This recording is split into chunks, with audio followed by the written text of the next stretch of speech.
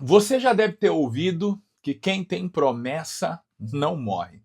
E mais do que isso, você já deve ter visto muitas pessoas, ou no mínimo ouvido falar, de pessoas que morreram e tinham promessas. Fica aí, porque a lição de hoje vai esclarecer para você todas essas coisas. Eu sou o pastor Lucas Gomes, professor de hermenêutica, homilética, e neste trimestre eu quero compartilhar com você os meus conhecimentos para te auxiliar, professor, a montar as suas aulas todos os domingos.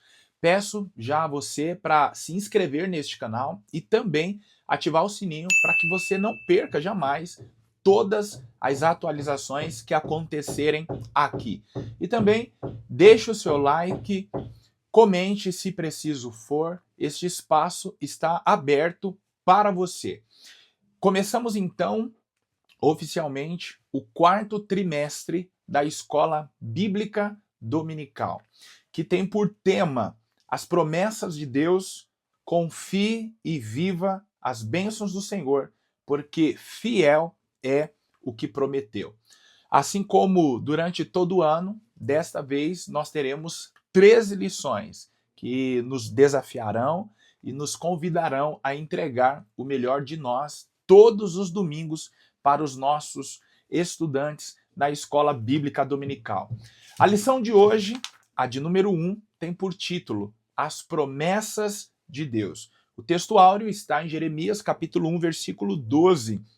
E disse-me o Senhor: viste bem, porque eu velo sobre a minha palavra para cumpri-la.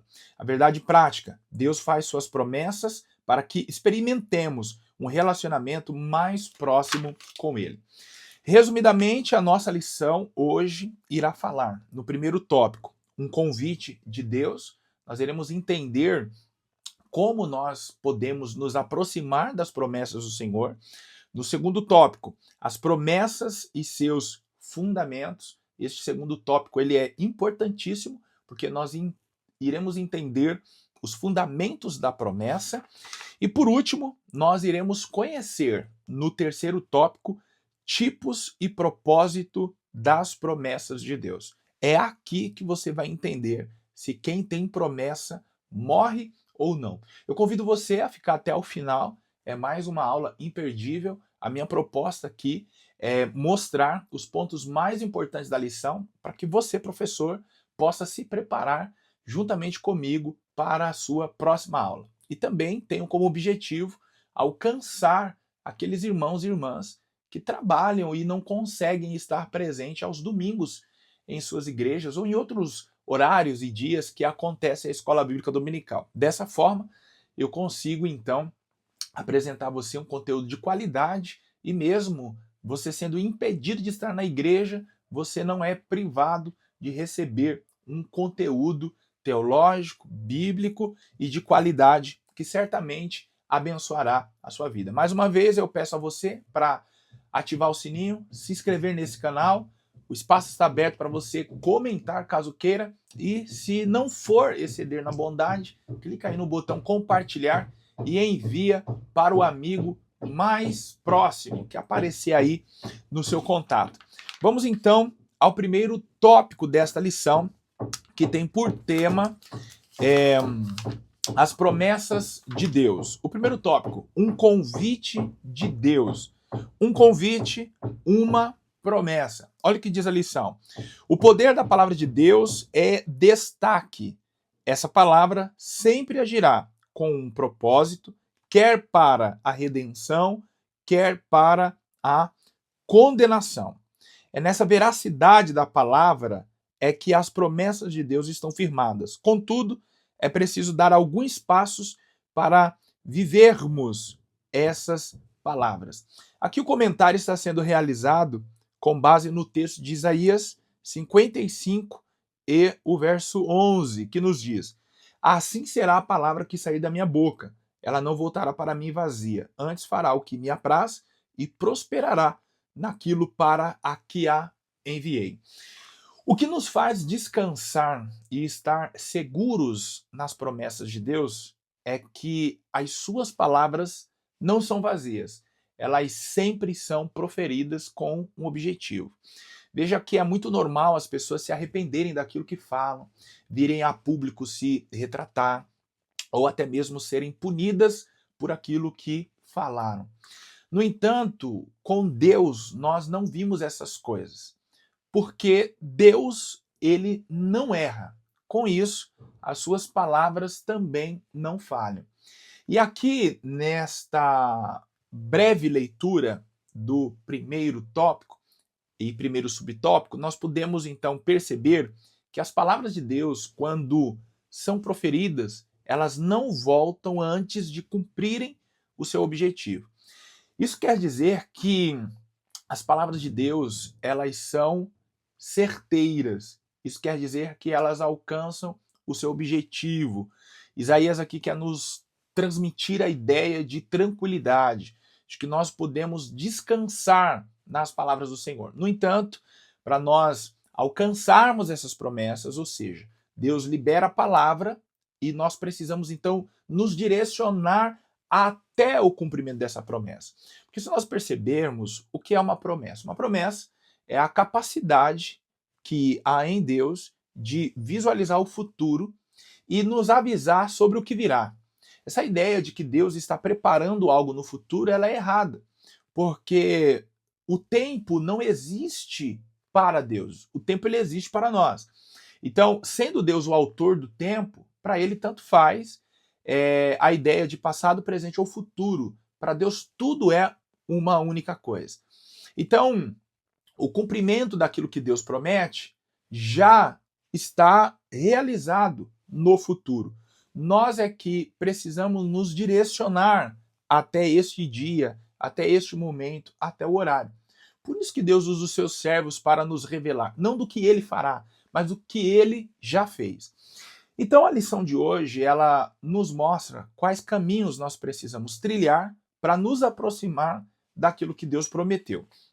E o primeiro caminho é buscar ao Senhor. E aí nós temos aqui como referência Isaías 55, que nos diz assim: buscai ao Senhor, no versículo 6. Buscai ao Senhor enquanto se pode achar. Invocai-o enquanto está perto. Esse é o primeiro caminho. O segundo está no capítulo 55, versículo 7, do livro do mesmo profeta, que diz: deixe o ímpio o seu caminho e o homem maligno os seus pensamentos, e se converta ao Senhor. Então, o segundo passo a ser dado logo após a oração é o arrependimento. E aí o comentarista nos diz: na busca sincera a Deus, devemos nos converter ao Senhor de todo o coração, pois Ele é poderoso em perdoar. Vamos entender aqui então essas duas palavras. Marque aí no seu caderno de anotações para você jamais se esquecer. Arrependimento e conversão. São duas coisas totalmente diferentes, no entanto, uma depende da outra para acontecer. Eu posso me arrepender sem antes me converter, mas eu não consigo me converter sem antes me arrepender. Vamos entender primeiro o que é arrependimento. Arrependimento vem de uma palavra grega, metanoia, e significa mudança de mente. Logo, quando a mente muda, as atitudes também mudam. Mas veja que arrependimento exige primeiramente uma mudança interna, uma mudança nas estruturas cognitivas, para depois haver uma mudança no comportamento. Então, arrependimento, mudança de mente. Conversão, mudança de atitude. Conversão é quando você pega uma rota diferente daquela que você está. Se nós percebermos, quando estávamos no mundo, nós caminhávamos a passos largos para o inferno. No instante em que nos encontramos com Cristo, nos arrependemos, pegamos então uma nova rota. E essa não nos conduz mais para o inferno. Essa nos conduz então para a salvação. Então veja que arrepender-se é você pensar diferente. Esses pensamentos dominam as suas atitudes, que são então transformadas. Então eu me aproximo daquilo que Deus prometeu a partir do momento que minha mente é alcançada pelo Espírito Santo e as minhas atitudes transformadas diante da minha mudança de postura. O segundo tópico nos fala da seguinte forma: as promessas e seus fundamentos. Então, no primeiro momento, nós compreendemos a veracidade da palavra de Deus. Depois, nós entendemos quais caminhos devem ser trilhados para nos aproximarmos daquilo que Deus prometeu. E agora nós vamos entender no segundo tópico sobre a promessa e seus fundamentos. Veja só o que o comentarista nos fala. A palavra promessa está presente ao longo de toda a Bíblia. E aí ele nos garante assim, ó: portanto, podemos afirmar que a palavra promessa refere-se ao ato ou efeito de Deus comprometer-se com alguém em relação a alguma coisa. Eu diria que no ato da promessa, antes de Deus comprometer-se com alguém, ele já está inteiramente comprometido com a sua palavra. Por que isso é importante? Porque se eu me comprometer com você diante de algum acordo, com a sua morte, eu posso me ver livre dessa obrigação. Porque você não estará mais aqui para me cobrar. Isso eu falo de promessas realizadas somente entre duas pessoas, não envolvendo terceiros. Porque se houverem terceiros, esses terceiros certamente irão cobrar a parte que ficou viva e ainda não cumpriu o seu acordo. Mas aquilo que é tratado entre eu e você e está entre nós, o que nos obriga a cumprir talvez seja a vigilância do outro sobre aquilo que foi prometido. Agora, se um de nós morrermos, a outra parte talvez se sentirá desobrigada a cumprir aquilo que foi acordado. Com Deus essas coisas não acontecem. Veja que Deus, lá em Gênesis capítulo 15, prometeu para Abraão fazer dele uma grande nação, e esta nação seria peregrina em uma terra estrangeira e ali seriam escravizados. Depois de 400 anos, o Senhor então os tirariam dessa terra e os levaria a uma terra que mana leite e mel, e eles sairiam de lá com grande fazenda. Abraão morreu alguns séculos antes de Israel ir para o Egito na pessoa do Jacó. Estando lá, talvez Deus poderia se valer de que Abraão já não estaria mais ali para cobrar, para supervisionar e não cumprir o que prometeu. Tirar Israel do Egito e ainda mais, olha o detalhe, com grande fazenda. O que a Bíblia quis dizer com isso? Com grandes riquezas. Quando nós lemos a narrativa do Gênesis e também do Êxodo, nós percebemos que Deus cumpriu todas as etapas daquilo que prometeu para Abraão, mesmo Abraão não estando mais ali para cobrá-lo. E por que Deus fez isso? Porque Deus vela pela sua palavra. Deus é responsável por aquilo que ele diz. Foi isso que ele garantiu para Jeremias, no capítulo 1 de seu livro, ao perguntar para o profeta: o que você está vendo?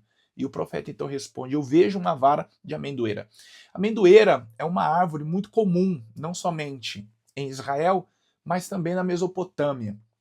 E se trata de uma árvore que ela dá frutos antes de florescer.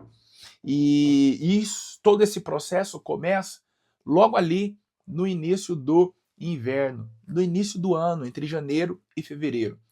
Com isso, Deus toma a figura da árvore para simbolicamente mostrar a Jeremias que mesmo quando nós não temos condições de ver, Deus está agindo, Deus está cumprindo com a sua palavra. Porque uma árvore cheia de folhas, o que se espera logo depois são seus frutos.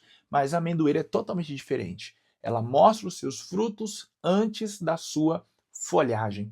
Então, debaixo dessa segurança, nós então precisamos entender quais são os fundamentos da promessa. E o primeiro fundamento é: Deus é infalível. O segundo fundamento é: Deus zela por sua palavra.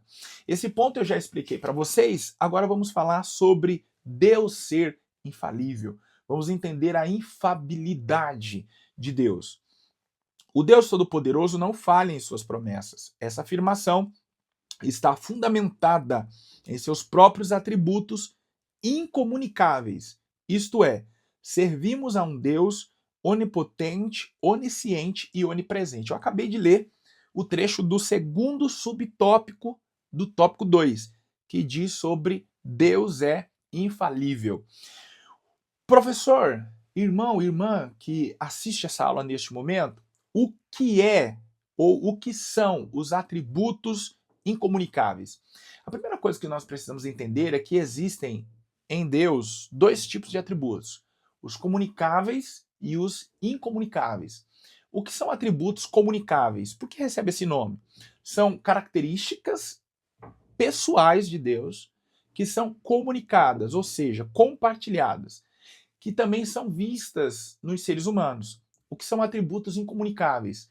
São características essenciais de Deus que não são compartilhadas, não são encontradas nos seres humanos. Vamos então para os atributos comunicáveis. Deus é amor. O ser humano também tem a capacidade de amar. Deus é eterno. Embora o homem, enquanto matéria física, seja mortal, quanto a sua alma, o homem ele é imortal, ou seja, a alma não morre. Veja o que a Bíblia nos diz, que com a morte do homem, o espírito volta para Deus, o corpo para o pó e a alma segue-se o juízo. Então, a alma não recebe este dano. A alma ela não deixa de existir. Então, é um atributo comunicado ao homem.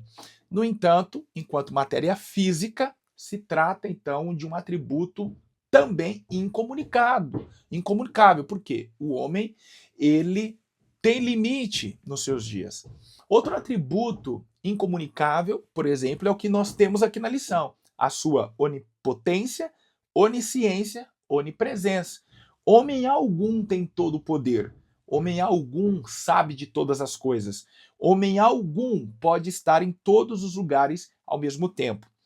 A certeza desses atributos, o todo o poder de Deus, o todo o conhecimento de Deus e a plenitude da sua presença nos dão uma certeza. Deus é infalível. Ele tem em suas mãos todo o poder, todo o conhecimento e ele pode estar em todo o tempo, em todos os lugares, e não vamos nos atentar somente a lugares, mas também a épocas. O terceiro tópico nos traz o título: Tipos e propósito das promessas de Deus. E é aqui que eu quero chamar a sua atenção. Eu comecei esse vídeo lhe fazendo uma pergunta: quantas vezes você já ouviu dizer que quem tem promessa não morre? Nós temos até mesmo hinos que cantam essa inverdade. Porque você é testemunha disso. Você deve conhecer e já deve ter ouvido falar de muitas pessoas que tinham promessas e morreram. A grande questão é a seguinte: nós precisamos entender que tipo de promessa essas pessoas receberam. Porque sim, existem algumas promessas que as pessoas não morrerão antes que se cumpram. E existem outras que não depende da pessoa estar viva para se cumprirem. E mais, existem promessas incondicionais, ou seja, independente da postura da pessoa, essa promessa irá se cumprir.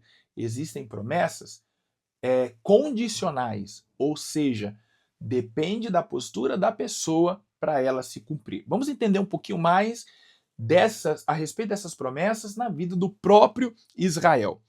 Veja as promessas incondicionais. As promessas incondicionais são as que independem de circunstâncias, de tempo ou de atitudes do destinatário.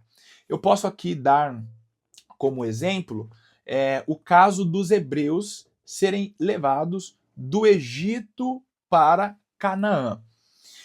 Ali estava sobre eles uma promessa incondicional, ou seja, eles seriam retirados do Egito e levados para Canaã.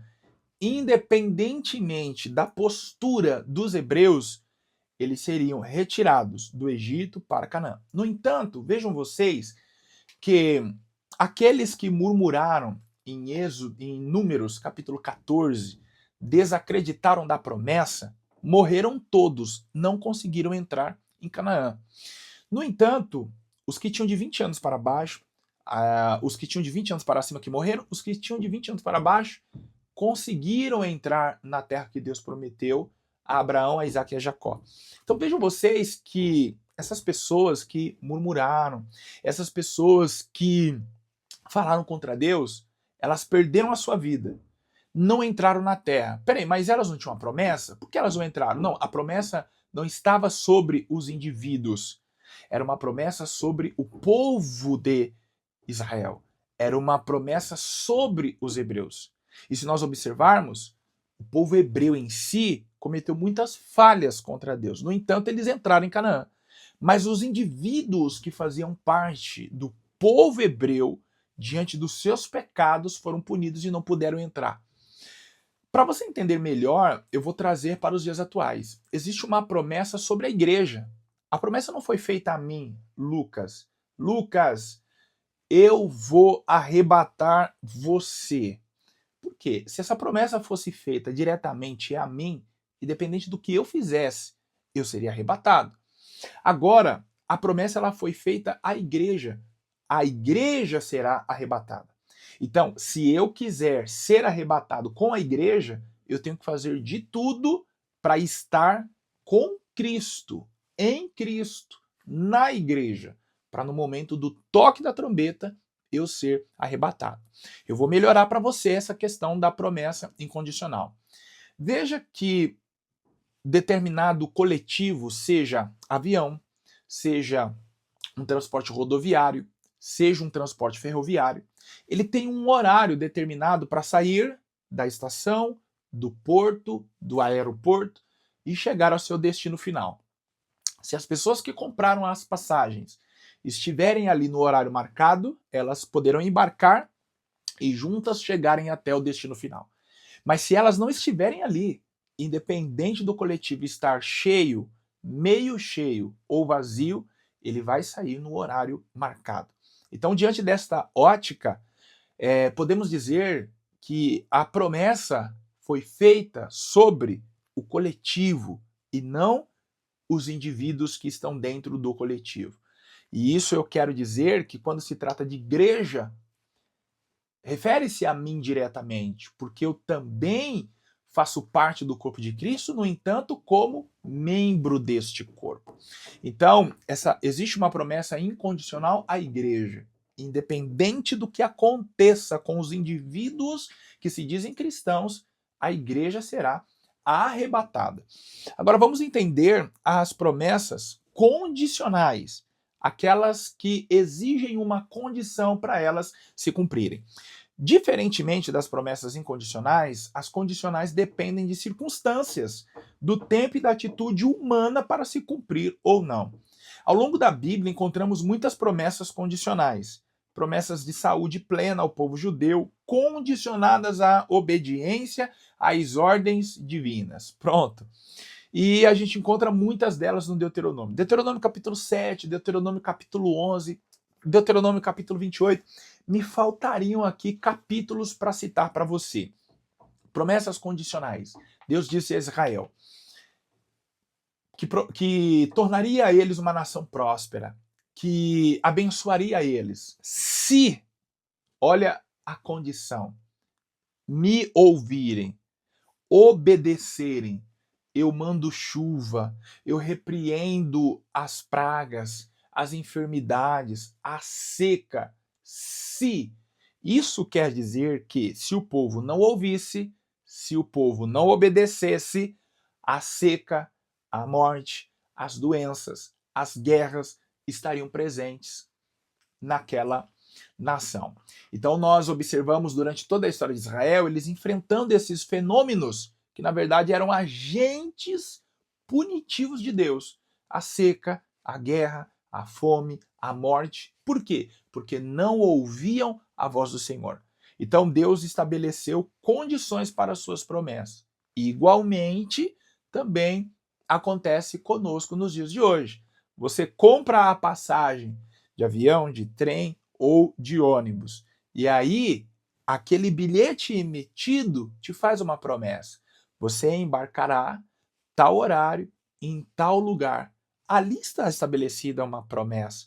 No entanto, este bilhete também nos traz condições. E quais são essas condições?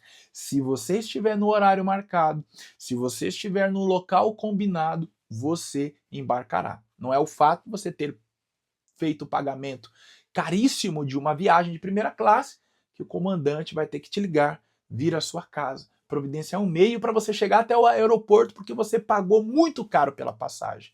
Não, não. E isso também é um exemplo de uma promessa condicional. Você recebe a promessa, mas você tem que fazer por onde alcançar essa promessa. Justamente por isso, muitas pessoas morrem tendo promessas, porque elas não cumpriram as exigências da promessa. Mas queira o Senhor que nós então possamos cumprir as exigências daquilo que Deus então nos fez para alcançarmos todas as suas promessas, sejam elas condicionais ou incondicionais. Independente disso, a maior delas está sobre nós e queremos então alcançar o arrebatamento da igreja. Eu agradeço a sua participação, peço mais uma vez que você se inscreva, ative o sininho, o espaço aí é seu para você comentar, fique à vontade, envie essa aula para algum professor, para algum amigo que, assim como você, não pode participar da escola dominical, e eu já aqui deixo o convite para a segunda aula, que tem por título As Promessas de Deus para Israel. Vamos entender um pouquinho mais a fundo o que Deus prometeu para essa grande nação. Deus abençoe você, até a próxima aula, muito obrigado.